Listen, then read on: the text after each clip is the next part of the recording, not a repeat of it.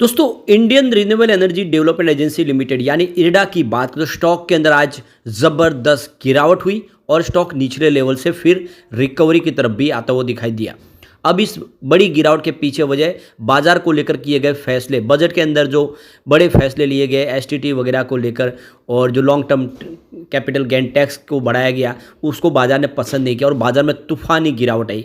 लेकिन उसमें कुछ रिकवरी देखने को मिल रही है। उसके पीछे कुछ और फैसले भी है सरकार ने जो लिए, वो ठीक लग रहे इंडस्ट्रीज़ के लिए, और ऐसे में जो कंपनियां हैं उनको थोड़ी सी आगे संभावना पॉजिटिव दिखेगी। इस सब ने यहाँ पे एक तरह से देखें तो लोगों में कन्फ्यूज़न पैदा किया है।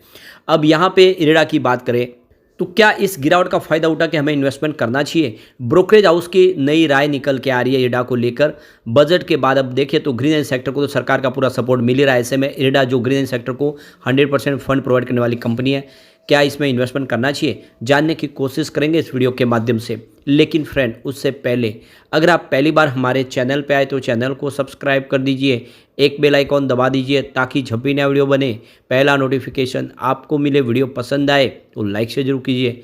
चलो फ्रेंड्स, वीडियो स्टार्ट करते हैं। मैं हूँ आपका दोस्त SB दवे और हमारे अपने चैनल ऑनलाइन कमाई में आपका बहुत बहुत स्वागत है।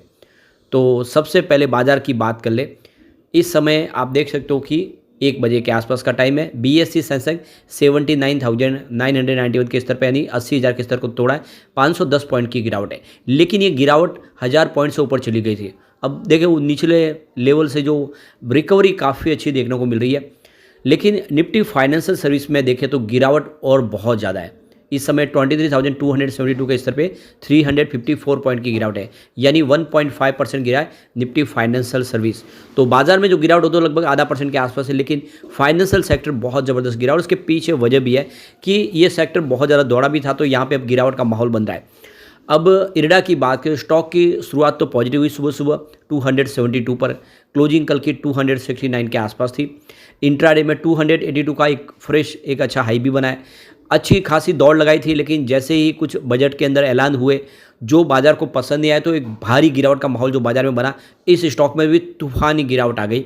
सीधा 232 पे आ गया। जो स्टॉक 282 के आसपास ट्रेड करता वो 232 पे आ गया। एक ही दिन में 50 रुपये का बड़ा जंप देखने को मिला, और ऐसे में लोगों की सांसें रुक जाती है। आप समझ सकते हो कि किसी की भारी क्वांटिटी उसको क्या हालत होगी अगर 50 रुपये एक दिन में एक शेयर के प्राइस में गिरावट हो जाए तो। लेकिन निचले लेवल से काफ़ी ज़्यादा रिकवरी हुई है। इस समय 265 के आसपास स्टॉक ट्रेड करा है, जहाँ पे 1.47% की गिरावट है। तो ये राहत है, क्योंकि गिरावट उतनी बड़ी नहीं है। जिस तरह से गिरावट हुई थी उसमें निचले लेवल से काफ़ी अच्छी रिकवरी देखने को मिली, और हो सकता है कि बाजार क्लोज हो कुछ और बाजार संभल भी जाए, तो एक अच्छा मौका दिख रहा है। इस समय निचले लेवल से खरीदारी की है, इसीलिए स्टॉक फिर से बाउंस बैक दिया है। तो यहाँ पे सेंसेक्स जो डाउन हुआ आप देखें, उसके पीछे है कि यहाँ पे जो long term capital gain tax है उसमें वृद्धि कर दी गई है, उसको 12.5% कर दिया गया है। तो देख सकते हो कि पहले 10% था, उसको 12.5% यानी 2.5% और बढ़ा दिया। अब यहाँ पे आप लॉन्ग टर्म के लिए भी अगर निवेश करते हो बाजार में, तो उससे जो आपको कैपिटल गेन मिलेगा उसमें आपको ज़्यादा टैक्स पे करना पड़ेगा, और इसी ने एक तरह से देख दो माहौल बिगाड़ा। वैसे long term capital gain tax के लिए जो लिमिट थी पहले 1 लाख रुपये थी, उसको बढ़ा के 1.25 लाख कर दिया, यानी 1.25 लाख तक आपको इसमें कोई टैक्स नहीं पे करना होता अगर आपका जो निवेश है लिमिटेड है। तो यहाँ पे कैपिटल गेन टैक्स 10% से लेकर 30% तक कर दिया गया है आपकी होल्डिंग के हिसाब से, उसमें अब फर्क देखने को मिलेगा। दूसरा जो बाजार को झटका मिला वो STT चार्ज को लेकर है। तो बजट में सिक्योरिटी ट्रांजैक्शन टैक्स यानी STT को लेकर बड़ा ऐलान किया गया है। फ्यूचर एंड ऑप्शन को लेकर STT यानी सिक्योरिटी ट्रांजैक्शन टैक्स की दर को बढ़ा दिया गया, जो 0.02% कर दिया गया है। ऑप्शन पर सिक्योरिटी ट्रांजैक्शन दर को बढ़ाकर 0.1% कर दिया गया है। इस ऐलान के बाद बाजार में ज़बरदस्त गिरावट हुई। तो यहाँ पे फ्यूचर ऑप्शन बेचने पर पहले 0.625% टैक्स लगता था। इसका मतलब ये था कि 100 रुपये के ट्रांजैक्शन पर आपको 6.25 पैसे का STT लगता था। इसे बढ़ाकर अब 0.10% कर दिया गया है। इसका मतलब यह कि 100 रुपये का ऑप्शन बेचने पर आपको 10 पैसे STT लगेगा, तो इसको बढ़ा दिया गया है। और फ्यूचर बेचने पर आप देख दो कि 0.0125% टैक्स लगता है। इसका मतलब 100 रुपये के फ्यूचर बेचने पर आपको करीब 1.25 पैसे का टैक्स लगता था, इसे बढ़ाकर अब 0.02% कर दिया गया। इसका मतलब यह कि 100 रुपये के फ्यूचर बेचने पर आपको 2 पैसे का अब यहाँ पे STT लगेगा। तो ये एक बड़ा झटका है जो फ्यूचर ऑप्शन में काम करते हैं उनके लिए। वैसे सरकार चाहती है कि फ्यूचर ऑप्शन में रिटेल इन्वेस्टर ज़्यादा पार्टिसिपेट ना करें, क्योंकि वहाँ पे बहुत ज़्यादा नुकसान हो रहा है लोगों को। कह रहे हैं कि सब 80 से लेकर 90% लोग इसमें सिर्फ पैसे डुबा रहे हैं और सरकार भी चाहती है कि लोग इसमें सिर्फ इक्विटी मार्केट में निवेश करें, ना कि फ्यूचर ऑप्शन में खेलें, क्योंकि ये बहुत ज़्यादा रिस्की है। जिसके पास बिल्कुल नॉलेज नहीं है वो यहाँ पे बहुत ज़्यादा लॉस कर रहा है। वैसे सरकार ने टैक्स पेयर को बहुत सारा बेनिफिट इस बार दे दिया है। 3 लाख तक बिल्कुल कोई टैक्स नहीं पे करना है। 3 लाख से लेकर 7 लाख के लिए 5% कर दिया गया है और 7 लाख से लेकर 10 लाख तक की जिसकी इनकम है उनको 10% ही टैक्स लगेगा और 10 लाख से लेकर 12% तक 15% टैक्स लगेगा, जो पहले 30% लगता था। और 12 लाख से लेकर 15% तक अब देख लो कि 20% टैक्स पे करना होगा। 15 लाख से ऊपर जिसका होगा उसको ही 30% टैक्स पे करना होगा। तो ये एक लिमिट बढ़ाई जिससे बहुत सारे जो मिडिल क्लास है उनको बेनिफिट होगा। अब यहाँ पे देख सकते हो कि ICICI डायरेक्ट ब्रोकरेज फर्म ने यहाँ पे इरडा के शेयर में खरीदारी की सलाह दी है और उनका कहना है कि कम से कम 12 महीने के लिहाज से शेयर आपको खरीदना चाहिए और 270 के आसपास ट्रेड कर रहा है स्टॉक। तो देख सकते हो कि यह एक नवरत्न कंपनी है, एक फाइनेंशियल इंस्टीट्यूशन है जो ग्रीन एनर्जी प्रोजेक्ट को फाइनेंस करती है। फिलहाल इरडा का जो शेयर है 270 के आसपास है।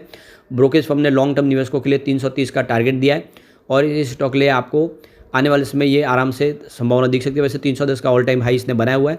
तो ICICI डायरेक्ट ने 330 के टारगेट के साथ खरीदारी की सलाह दी है। ब्रोकरेज ने कहा कि भारत दुनिया में एनर्जी का तीसरा बड़ा प्रोड्यूसर और दूसरा बड़ा कंज्यूमर है।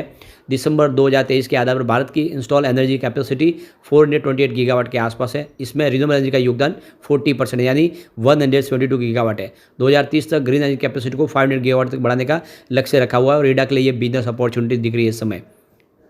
Q1 का रिजल्ट कंपनी का बहुत ही दमदार है। आप देखिए लोन बुक सालाना पर 34% की वृद्धि दिखा रही है और तिमाही आधार पर 6% की ग्रोथ दर्ज की है। नेट इंटरेस्ट इनकम में 38% की ज़बरदस्त वृद्धि हुई है और प्रॉफिट में 30% की सालाना ग्रोथ दर्ज की गई है। एसेट क्वालिटी में भारी सुधार हुआ है। पिछले एक महीने में स्टॉक में 40%, 3 महीने में 60% और एक साल में 160% का रिटर्न दिया है। तो कुल मिला के ICICI डायरेक्ट का कहना है कि स्टॉक आपको खरीदारी इसमें करनी चाहिए। तो देख सकते हो कि एक डिप में फिर खरीदारी का मौका मिला है। अच्छे स्टॉक में दाव लगा सकते हैं। बहुत सारे PSU स्टॉक आज काफ़ी ज़्यादा करेक्ट हुए इस बजट के बाद। वैसे यहाँ पे देख सकते हो इसका मार्केट कैप इस समय 74,411 करोड़ के आसपास है। करंट प्राइस 277 है, हाई 310 का, लो 50 रुपीज़ का है। स्टॉक का P 55.50 है। बुक वैल्यू इसकी 31.80 की है और ROC इसका 9.30% है और ROE 17.3% है। फेस वैल्यू इसकी 10 है। तो फंडामेंटल इसके बहुत ही अच्छे लग रहे।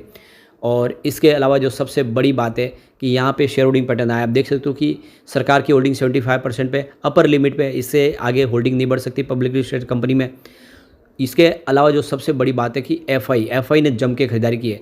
दिसंबर में उनकी 1.88% की होल्डिंग थी जो मार्च में घट के 1.36% हो गई थी, लेकिन इस बार 2.70% की हुई है। यानी इरडा के अंदर FI का निवेश ज़बरदस्त बढ़ा है। लेकिन यहाँ पे देख सकते दूसरी तरफ हमारे बड़े फंड हाउस ने ज़बरदस्त प्रॉफिट बुकिंग की है। 4.37% की होल्डिंग थी दिसंबर में, मार्च में घट के 0.94% हुई। फिलहाल 0.42% की होल्डिंग है। यानी हमारे इंडिया के बड़े फंड हाउस ने यहाँ पे अपना स्टेक लगभग कम किया है। जनरल पब्लिक की होल्डिंग यहाँ पे बढ़ी थी और फिर वापस घट गई है। 18.75% की होल्डिंग थी दिसंबर में, मार्च में ये 22.70% तक पहुँच गई। फिलहाल 21.87% की होल्डिंग है। तो जनरल पब्लिक का जो निवेश भी कम हुआ और सारे के सारे शेयर देख सकते हो कि यहाँ पे FI ने खरीद लिया। फिलहाल यहाँ पे देख सकते हो कि इसकी जो संभावना है तो काफ़ी अच्छी है।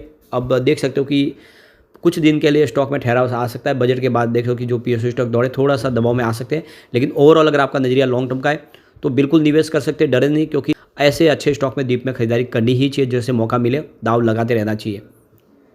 लेकिन फ्रेंड, कोई भी इन्वेस्टमेंट करने से पहले अपने फाइनेंशियल एडवाइजर से बड़ी ले ले या अपना खुद का रिसर्च करें, क्योंकि मैंने वीडियो आपके एजुकेशनल पर्पज़ के लिए ही बनाया। वीडियो पसंद आए तो लाइक शेयर जरूर कीजिए और चैनल को सब्सक्राइब कर दीजिए। Thank you friends.